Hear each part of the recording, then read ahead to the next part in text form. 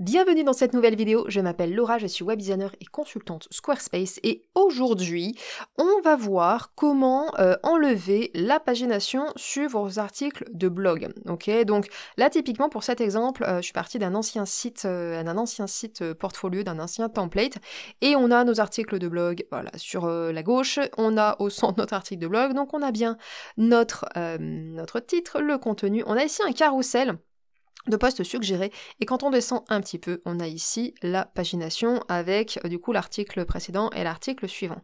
Alors pourquoi pas, on pourrait les laisser en soi, hein, c'est pas dérangeant. Maintenant je trouve qu'en termes d'esthétique, c'est pas fou, ça fait vraiment, enfin moi je trouve que ça crie Squarespace. Je sais pas ce que vous en pensez, mais je trouve que c'est vu et revu, c'est pas forcément pertinent, et c'est d'autant moins pertinent lorsque vous avez ce genre de carrousel en mode post suggéré, d'accord? D'ailleurs, si mettre en place ce genre de choses, ça vous intéresse, il y a un tuto sur la chaîne qui est dispo, je vous remettrai le lien dans la description et je vous le mettrai aussi en haut à droite pour apprendre à créer ce genre de carrousel en mode post suggéré. Donc du coup, la première étape déjà, ça va être de venir identifier là, cet élément, d'accord? Cet élément de pagination. Donc, ce qu'on va venir faire, c'est qu'on va venir cliquer en haut à droite sur Aperçu pour vraiment avoir l'aperçu de toute la page.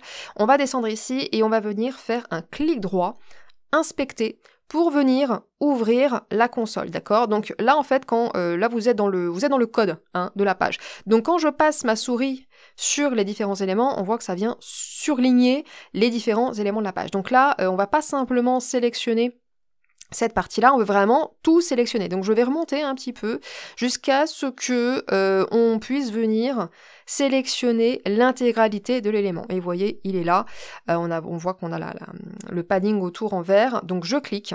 Et quand je regarde sur la droite, c'est celui-ci. D'accord? Donc là, l'élément dont on veut se débarrasser sur notre page, c'est celui-ci. Donc je vais venir faire un petit CTRL-C.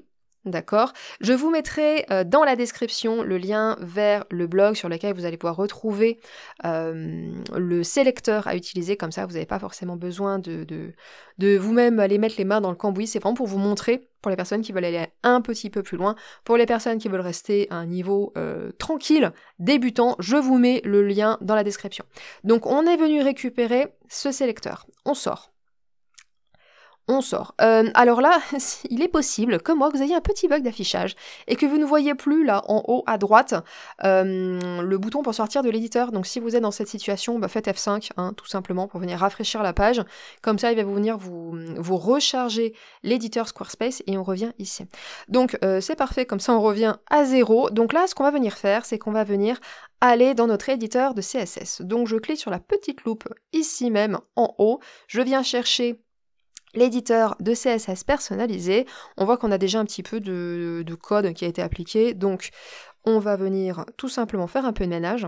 Je vais vraiment me positionner en bas de page, comme ça vous allez vraiment voir à 100% tout de suite, hop, en instantané. Donc je viens faire un CTRL-V pour coller le sélecteur, d'accord? Et là, ce qu'on va demander au système, j'ai ouvert mes brackets, et ce qu'on va demander au système, en fait, c'est de ne pas l'afficher, d'accord? Donc on va mettre display, none. Point virgule. D'accord? Et là, tout de suite, visuellement, on le voit, notre pagination, elle a disparu.